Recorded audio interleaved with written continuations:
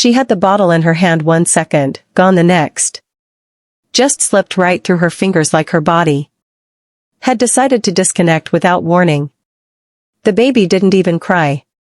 No scream, no chaos, just a thud and silence. Not the type of silence you get during nap time. This was the kind that makes your chest tighten. And then Loren, the ever-smiling, ever-holding it together new mom, folded. Her knees gave out. Her face went blank. Her body dropped to the floor like it had given up trying to hold up the show. Alex was down the hall. He heard the crash. Ran faster than his instincts could make sense of. And when he got to that kitchen, the world flipped. She was lying there, pale, limp, lips trembling, chest rising like it was trying to outrun something. No camera, no crew, no soft filter over the horror, just real life kicking straight through the curated reality. He called her name. Once, then again. Nothing, no blink, no breath he could fully trust, just static. The woman he married, the mother of his 3 kids, the one who made sleepless nights look good on Instagram, she was gasping like her body was short-circuiting. He reached for her, then his phone, through choked breath, told them what little he understood. And when the dispatcher asked, "Is she conscious?" he answered in a voice so cracked it barely counted as speech. "She's here, but she's not here." He meant it. Her body was in the room, but her spirit absent. And that sentence once replayed by fans and post-interviews broke something in people because this wasn't Loren melting down on screen. This wasn't drama fit for TV. This felt final. And then silence. Not dramatic reality. TV pause silence. Literal disappearance. Within hours, she was off socials. No baby update. No couple selfie. No pastel filter to tell you everything's fine. The woman who used to post every morning routine, every brand meal prep, every cutesy pajama haul had gone dark. No one knew where Alexei was either. And for a couple whose entire public identity was built on sharing honestly, even through the mess, this was the loudest silence fans had ever heard. No, we're taking time. No, Loren's is resting. Nothing. The show didn't dare the health scare. Not a second of it. 1 week they were filming new episodes like married life was smooth sail. Next thing you know, she's in a hospital fighting for her heart. And TLC pretended it didn't exist. That's when the question started spiraling. Where was the footage? How are you going to film birth scenes, marriage arguments, even awkward makeup-free confessionals, but decide this moment was too much, too real? The truth felt withheld. People who had invested in seeing this couple raw and real were suddenly made to feel like outsiders. Viewers could smell it in the air. Something big had happened and it wasn't being shown. Alexei stayed offline. 4 days, then weeks. For someone who'd once FaceTimed for minutes just to thank fans after a baby shower segment, this silence stretched too long. Even longtime followers were starting to get rattled. Not just worried, suspicious. What was TLC hiding? And why did Alexei vanish from the spotlight right when fans needed answers most a few weeks before her collapse? Loren's feed looked exactly as you'd expect from a seasoned influencer/reality star with 3 kids under 4. Every post was strategically soft. Muted color palettes, sleepy newborns, and cotton beanies, captions full of thanks, and emojis carefully chosen to avoid any hint of chaos. To viewers, she looked superhuman, exhausted, but glowing, like motherhood hadn't cracked her, just shaped her into some kind of Instagram warrior. But the camera didn't catch her zoning out mid-sentence. Not forgetful, disconnecting, didn't catch her pausing. With the bottle halfway to the baby's mouth, eyes blank like her brain had dropped the thread completely. Alexei noticed. Not at first, not all at once, but in flashes, her hands shaking while opening formula. Her lips losing color in the evenings. That ghosted look. Behind her smile. She blamed it on mom brain. Said it like a joke or worse, like an apology she didn't need to make. And when Alexei gently suggested they go to the hospital one night after another dizzy episode, she laughed. Not bitterly, genuinely laughed. Like, the idea of caring for herself seemed ridiculous. I'm not wasting an ER visit just because I look tired. That sentence proved expensive. Behind the scenes, she wasn't sleeping. Or if she was, she woke up sweating. Breath short. Still, she filmed, took photos, pushed content. She knew her audience wanted updates she didn't have the space to give. So, she faked strength the only way influencers know how, with productivity. That's what made the fall so brutal. She wasn't screaming. There was no pre-collapse foreshadowing. She was just making a bottle. And then her body folded like origami the wrong way. Slowly, almost peacefully, if you didn't know what you were watching. Her breath went jagged. Her legs stopped obeying. She dropped too. Her knees like gravity had tripled. No dramatic gasp, no tears, just a soft fall that landed like a gut punch later. The baby's bottle rolled under the counter. And from that moment, nothing made sense. You'd think this would be the episode TLC would never miss. A scene so raw, so terrifying, so human. There's an entire formula to creating emotionally viral reality TV. And this moment had all the beats except one.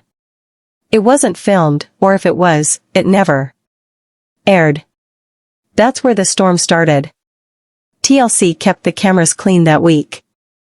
No recovery edits, no hospital voiceovers, not even a vague Loren's dealing with something off-screen. They deleted the arc from the storyline entirely, like it never happened. But fans aren't blind.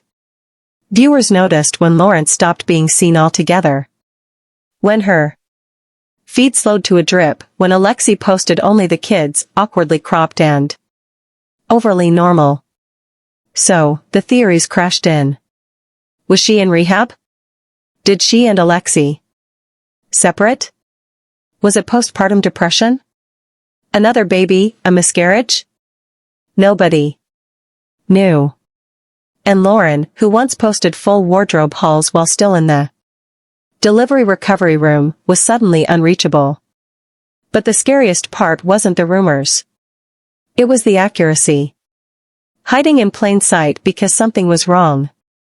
It just wasn't marketable. Influencers are trained to share struggle only when it passes. To deliver pain neatly at the end of a healing arc. But Loren didn't get that edit. She wasn't ready. She was still in the middle of it. And the network didn't want middle. They wanted resolution, redemption, a hook, a heat, and something sponsor-friendly. Not medical trauma without a luxury skincare tie-in. They claimed to show real life.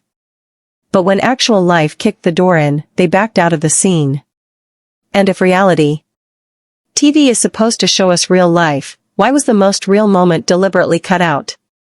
By the time the ambulance pulled away with Loren inside, Alexis's body was operating on instinct. He followed them in his car, fists clenched so hard around her engagement ring, his knuckles turned white. Not for drama.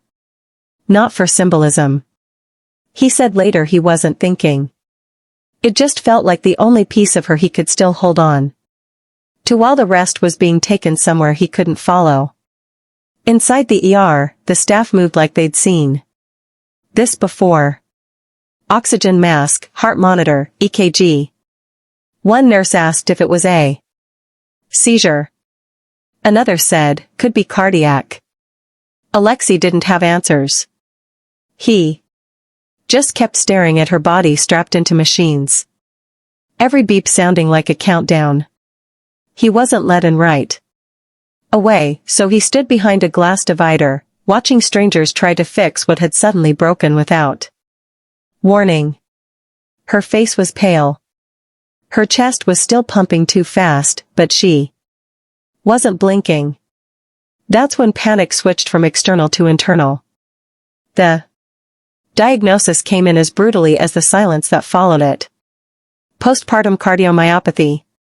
Less than % heart function. The doctor didn't sugarcoat it. Another hour.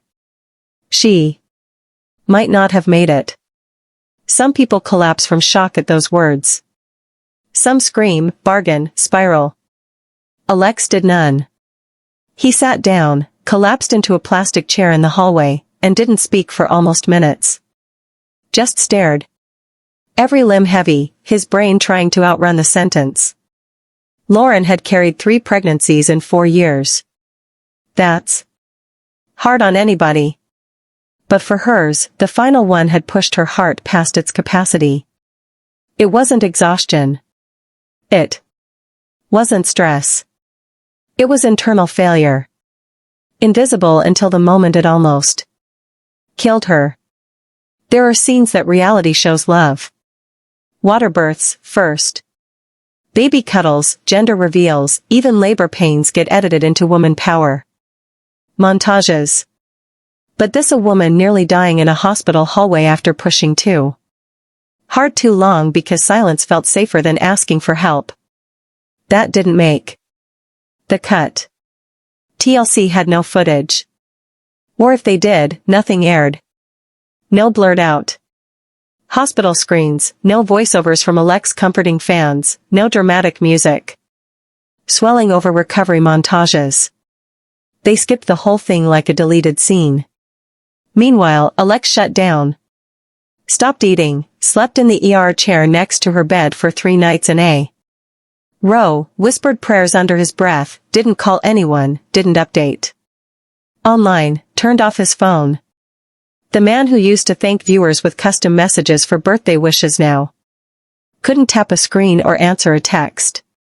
Nothing else existed, just the heartbeat on the monitor. He watched it like it could disappear. Like if he blinked, it would stop. And when Loren opened her eyes for the first time, she didn't even know where she was. What was said in that emergency room crushed Alexei so deeply, he refused to even look at a phone. When Loren came home from the hospital, the house didn't feel whole. It felt on pause. Curtains mostly shut. Lights dimmed even in the middle of the day. Her bedroom, once a backdrop for product hauls and cozy mom life content, now looked like a recovery ward. Heart monitor by the edge of the bed. Pill bottles lined up on the nightstand like soldiers. And right in the middle of it all, Loren unable to sit up without help, barely speaking. Looking like someone who'd aged years and days. She couldn't lift her own baby, not even for a second. The same arms that once juggled toddlers and groceries and denim diaper bags wouldn't move past the pillow. One day, she tried. The newborn had been crying for maybe seconds. Instinct kicked in. She swung her feet to the ground, pushed herself halfway forward, and almost collapsed again. Her chest tightened. Her body froze. She couldn't breathe. This time, the nurse caught her. It wasn't pain. It was humiliation that broke her. Meanwhile, Alexei became everything. Dad of 3. Chef, cleaner, medicine tracker, midnight comforter. He memorized her prescriptions. Learned how to wash a newborn with one hand while de-escalating toddler chaos with the other. This wasn't Superman stuff. It was survival. No backup, no crew, no playbook, just sheer focus fueled by fear. Loren hardly spoke. And when she did, it wasn't fear of dying that haunted her. It was the terror of feeling replaceable, of being the mom who disappeared from her own life. The influencer whose captions once read like declarations of strength and gratitude was now staring at the same patch of wall for hours. At night, she couldn't sleep. Not because the baby woke her. She jolted awake on her own, heart pounding, fingers checking her own pulse. She once woke Alexei in tears. Asking, "Am I okay?" he said later. She asked him that in her sleep, too. But online, there was nothing. Her profiles all went dark. No stories, no brand. Partnerships, no photos, no baby updates, no couple content. Silence. And that silence hit different because she wasn't the kind of influencer who usually disappeared without a notice. Fans noticed quickly. Reddit flared up within days. Are they divorcing? Is she in rehab? Did she lose the baby? The theories were wild, sure, but they came from the same place. Confusion. A woman who used to pose daily didn't vanish without reason until one heartbreaking breadcrumb slipped publicly. Their oldest child, Shay, now old enough to string sentences together, reportedly asked Alexei, "Why doesn't mommy hug anymore?" That single sentence made it to a fan thread. And when their oldest child asked, "Why can't mommy hug anymore?" the comment section lost it. Out of nowhere, after weeks of total radio silence, Loren reappeared on Instagram. No heads up, no story time, no thank you for your prayers, just a bright, clean flat lay of protein bars on a marble countertop with a caption about postpartum recharge and a discount code. That felt a little too upbeat. Comments came pouring in before the algorithm even caught on. Followers had questions. None of them were about snack texture. Her next post, a reel set to calming piano music featuring wellness shots, tinted moisturizers, and a softly staged clip of her sipping tea by the window. That's when it started to feel strange, too polished, too fast. The same Loren, who had been too weak to hold her baby, was now glowing in natural light and using hashtags like SUS healing strong and postpartum power. And fans noticed quick her energy in those videos didn't match the cut and paste captions. Her smile looked scripted. Her body stiff. Like she was showing up, but only enough to finish the frame. Then someone screenshotted a detail most people missed. A faint tan line in the shape of a medical bracelet still visible around her wrist. It wasn't edited out, but it wasn't mentioned either. That post blew up Reddit. People weren't angry at her. They were concerned and confused. They'd waited, prayed, messaged, speculated. And then the comeback looked like a soft relaunch of her influencer career, not her reality. No health update, no acknowledgement, like the collapse had never happened, like the fragility they were afraid of was now being pitched back to them as resilience they should buy into. Her captions felt corporate. Over-rehearsed.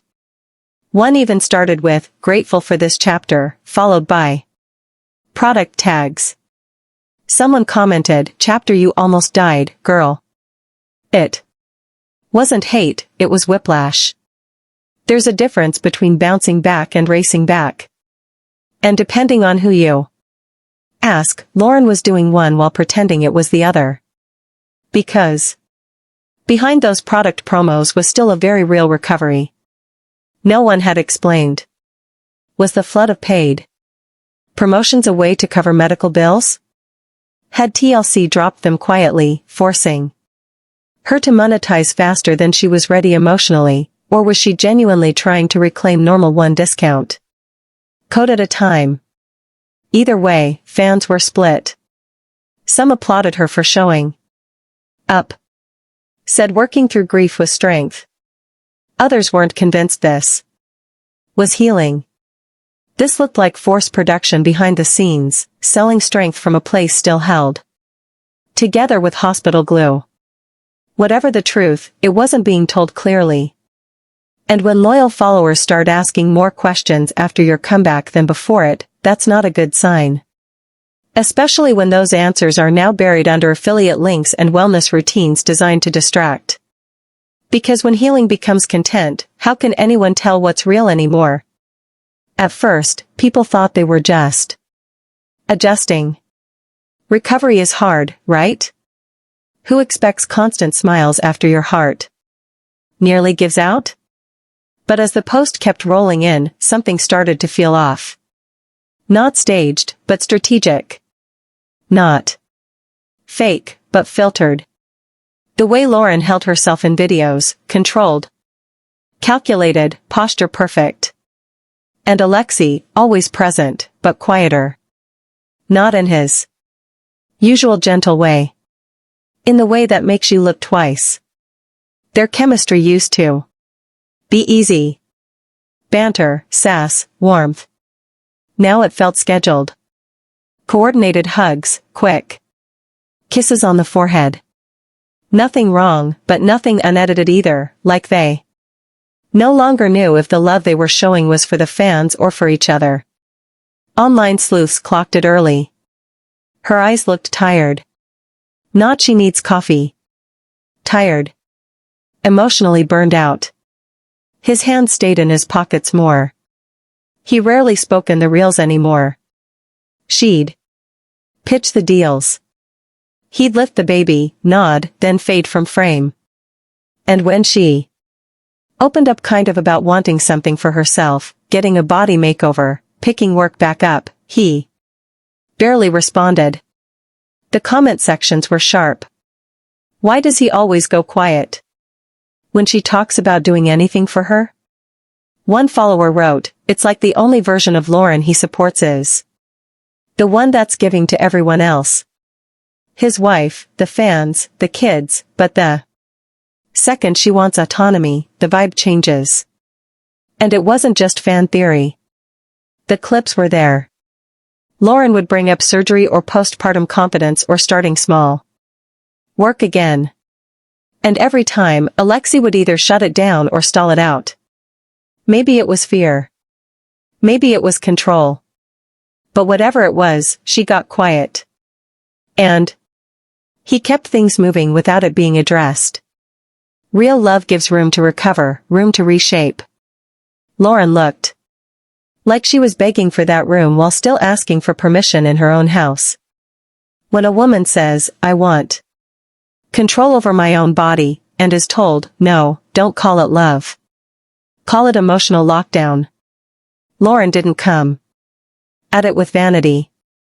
She didn't say she wanted to be hot again or look better in filters. When she brought up cosmetic surgery, it wasn't for the camera. It was for her reflection. Her words were quiet but clear. "I want to feel like myself again." Alexis's response was louder than the volume it came in. No. Simple, immediate, like the decision was already made without her before she even finished the sentence. He didn't argue. He dismissed. Said she didn't need it. That she was perfect as is. And sure, maybe he meant it kindly. But when someone tells you your need isn't real, just because they don't feel it, it stops being a compliment. It starts being a cage. Then lightning struck. Again. After weeks of barely existing online, Lawrence suggested easing back into work.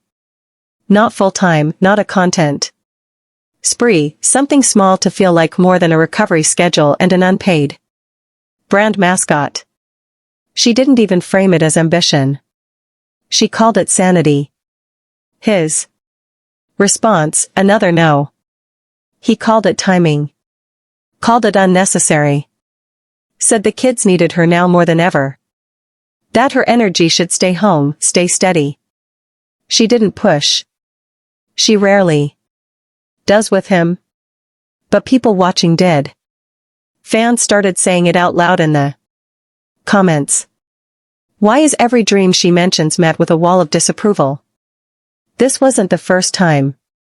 And by now, it didn't feel like a protective husband. It felt like a pattern. Loren wants control over her life, over her body, over her career. And every time, it's not the time. She's already beautiful, or the family routine comes first. Support doesn't mean saying yes to everything, but it shouldn't mean blocking everything either. And when viewers clock the pattern, it's stuck. Because here's a woman who gave her body to 3 children and nearly died in the process. And now she's being told she can't rebuild herself unless it fits someone else's comfort zone. For a couple that fought for a cross-continental marriage, why is freedom suddenly the enemy? The comeback strategy might have looked good on paper. Post often, keep it light, stay consistent. But on screen, it started to feel hollow. More content, fewer conversations, products stacked up, but comments thinned out. Loren's posts were clocking in like a job, not a presence. And fans felt it. The captions had changed. No more little stories. No late-night realness about toddler tantrums or missing sleep. Just links, codes, curated smiles. A lot of people stuck around at first out of loyalty. But one scroll too many and something clicked. This wasn't Loren anymore. This was someone wearing her face, trying to get through the day by sounding on brand. Then came the Q&A, the tipping point. Someone asked a tempered, neutral question. Why so many ads lately? Innocent enough. Could have been ignored. Could have been answered lightly. But Loren snapped. No emoji. No softening. Just we have kids to feed. If that offends you, unfollow.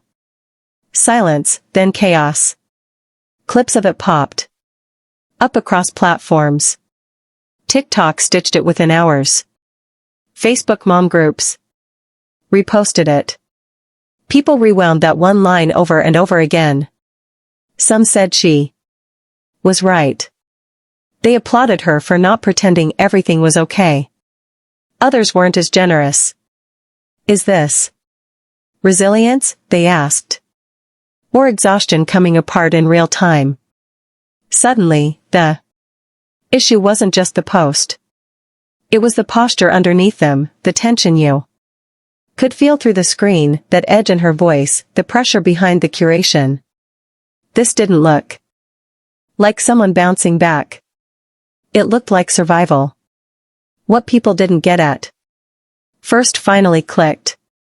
It wasn't the question that triggered her. It was everything that led up to that moment. The silence, the collapse, the buried footage, the branded healing, the judgment, the guilt of disappearing, the panic of needing visibility to stay financially alive, and knowing at any second one wrong post could turn it all upside down. You can market confidence. You can package motherhood, but grief, trauma, a body that still hurts after the feed says it's healed, that doesn't sell. And when honest anger finally cracked her perfect persona, fans realized influencer mental breakdowns don't trend well. Alexei was there the morning it all fell apart. He was there when she hit the floor, when the paramedics arrived, when she wasn't breathing right, and her skin looked like her soul had already stepped out. He made the call that saved her life. He rode behind the ambulance, gripping her engagement ring like it was a lifeline. He sat in plastic hospital chairs and sent no updates, no texts, no stories, not one post. He unplugged while the love of his life was wired to machines. But after she survived, after the number stabilized and the house filled back up with sound and schedules, he didn't come back online. Not really, not as himself. At first, no one clocked it. Between Loren's silence and the missing footage, Alexis's quiet didn't feel unusual. But when she returned with filters and partnerships and the brand machine began spinning again, fans started asking the quiet question out loud. Where's Alexei in all this? You Could still see him technically holding a baby in the background, helping with the kids in a few reels, standing silently beside Loren at her fundraiser events. Always nearby, but never centered. Not speaking, not leading, just appearing. And for someone whose early personality was calm but engaged, this absence felt unnatural. He wasn't doing long captions, no solo photos, no update on how he was processing what happened. And for many fans, that felt weird. Here's a man who watched his wife almost die on the kitchen floor, who managed 3 kids under 4 while sleeping upright in hospitals, who cooked, cleaned, parented, protected, kept going, who handled medication, schedules and the emotional fallout from a woman strong enough to build a brand but too fragile to stand for weeks. And then nothing. No grief, no anger, no processing publicly at least.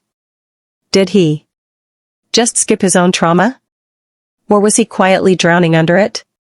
Some followers suggested maybe he didn't want to compete with Loren's narrative, that he was letting her reclaim the spotlight. Others said maybe he couldn't process it unless he was needed. And now that she was in charge again, working again, he didn't know what his role was. But others noticed something else. This wasn't new. Even before the collapse, Alexei had a pattern of stepping back when Loren wanted to step forward. Back when she'd suggest a job outside content, he brushed it off. When she brought up surgery, he pushed it aside like a concern that didn't fit their plan. Now, when the healing is messy and the feelings are real and the marriage is out of sync, silence is his strategy. Again, to some, this read as respectful, maybe even loving. He wasn't saying no. He wasn't lashing out. He wasn't stealing attention when his wife was still weak-footed. But others had a bolder take. This wasn't compassion. It was emotional retreat. Strategic emotional silence, the kind that puts the burden back on her without having to say a word. Because every time Loren had a hard feeling, he shut it down. Indirectly with quiet. With a calm wall. He'd fold his arms, lower his eyes, let her talk into the void, and then say a version of, "You'll be fine." In early episodes, that looked steady and unbothered. Now, it looked disconnected. Someone can save your life and still not help you recover. And while Alexei was heroic in the moment, he hasn't said much since, to fans, to followers, even seemingly to Loren. The wild twist. He might not even realize it. People don't always see emotional distance until someone points it out. Often they mistake it for peace. But intimacy without participation grows cold fast. And behind the brand partnerships and swipe-up links, Loren doesn't look warmer. She looks more alone. There's footage harmless at first glance of them eating dinner filmed for light content. She's talking about speaker events. He nods, doesn't ask a follow-up. She mentions the exhaustion of managing both the kids and her body image. He pats her hand like you'd calm a nervous coworker. Not a wife with battle scars still healing underneath her clothes. And that's what gets to viewers. He hasn't turned cold. He hasn't turned cruel, but he's turned off. And maybe that's what happens when you turn your family into a business. When survival becomes content. When even grief has to pass through approval before it can be shared.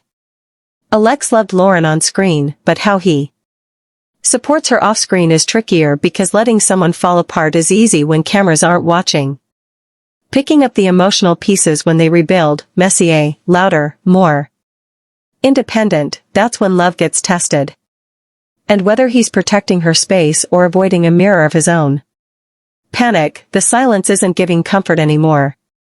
It's giving distance enough that viewers are no longer sure if they're watching a couple pulling through or a couple quietly untangling. One quiet nod at a time. He saved her life in the loudest way, but now he's surviving quietly and fans are starting to notice that absence. They didn't fall in love on a soundstage. That part gets forgotten. The DMs, the travel, the long discussions between countries and cultures. Both of them risking normally because whatever it was, it felt solid. It felt real. When the cameras eventually caught up, their connection already existed. It wasn't built for storylines. It was built in quiet. But now, every cuddle looks like it's pitched for engagement. Every confession is measured. Not because they don't feel what they're saying, but because they know it's being seen. One joke about parenting, one shared glance, one caption too raw. They've learned even the softest moments can be turned into screenshots for someone else's content folder. You watch their post now and almost feel the production scaffolding behind the love. It's still there, but it's curated. She'll rest her head on his shoulder in a muted toned reel. He'll hand her a coffee and a video about balance. They'll kiss the toddler on the forehead, then fade into slowed down transitional shots set to acoustic music, emotionally familiar, aesthetically optimized. They're still together, still married, still parenting, still showing up to the events, brand deals, preschool drop-offs, but some viewers wonder, are they still showing up for each other when no one is filming? Because it's one thing to survive postpartum trauma. It's another to survive what comes after. The loneliness of not recognizing your body, your marriage, your role, your purpose. Loren got through the scariest moments of her life. But now she's stuck selling the survival like it's a lifestyle aesthetic. And Alexei seems like the intern running the camera. People watched her face in interviews post-collapse. It was calm, not because the pain was gone, but because she had already accepted its permanence. She still wasn't sleeping, still taking meds, still scanning her pulse if she woke at AM in a cold sweat. But the thumbnails showed hyper clean kitchen counters and gratitude. And behind her, sometimes Alexis's shoulder, a blurred figure holding a bottle, a background actor in a life he used to co-write. Because back then in the earlier seasons, you could feel them figuring it all out. The cross-cultural tension, the Florida versus Israel debates, even their fights had heart. They were new to marriage, imperfect, but synchronized. Somewhere in the chaos, that intention got lost. Now, the rhythm feels transactional. This shift isn't exclusive to them. It happens in almost every long-running gay couple that stays together. At some point, their marriage gets monetized. The date nights become content blocks. Family moments get shaped by the caption they're attached to. And if they're not fighting, they're seen as filler couples. So, they perform endurance instead. But how long before that endurance becomes performance? Fatigue? Because you can't really take a break. The algorithm punishes you for going silent. Fans lose interest when the chaos dies down. So instead of recovery, what Loren is doing might just be exposure therapy, posing as healing. Even now, she's the one driving the captions, the events, the campaigns, the speaking gigs, and Alexis in the frame.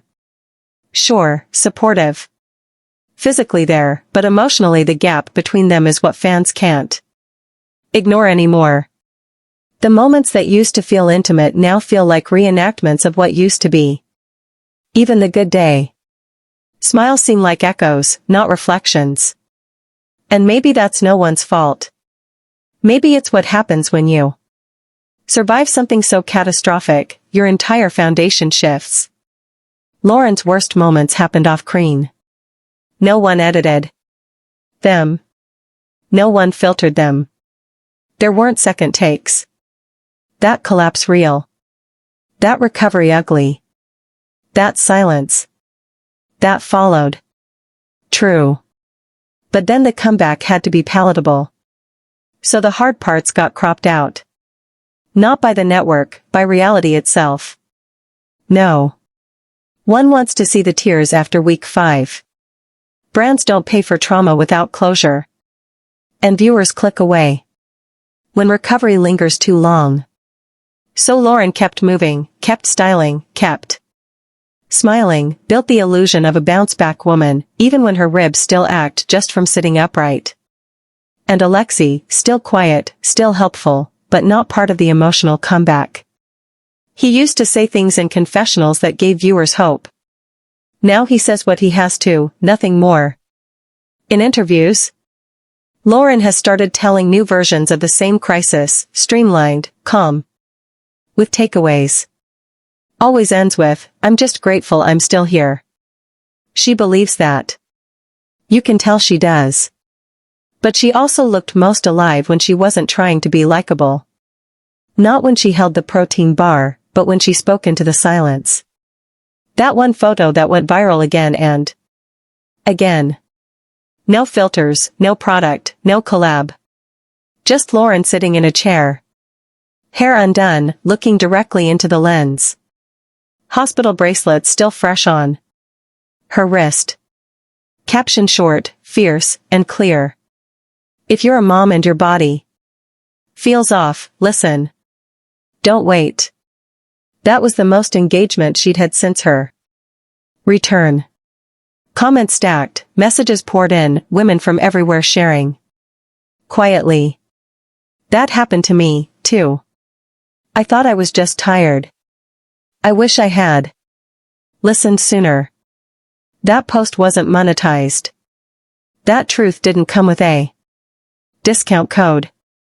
And still, it's what people remembered. Because unlike every other curated square or branded memory, that one moment wasn't for content. It was a warning. It was real. And it hit deeper than anything she's posted since. The irony is brutal.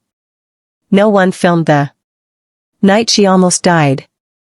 No footage exists of Alexei praying in that hospital hallway. No crew captured the moment she said her own fear out loud for the first time.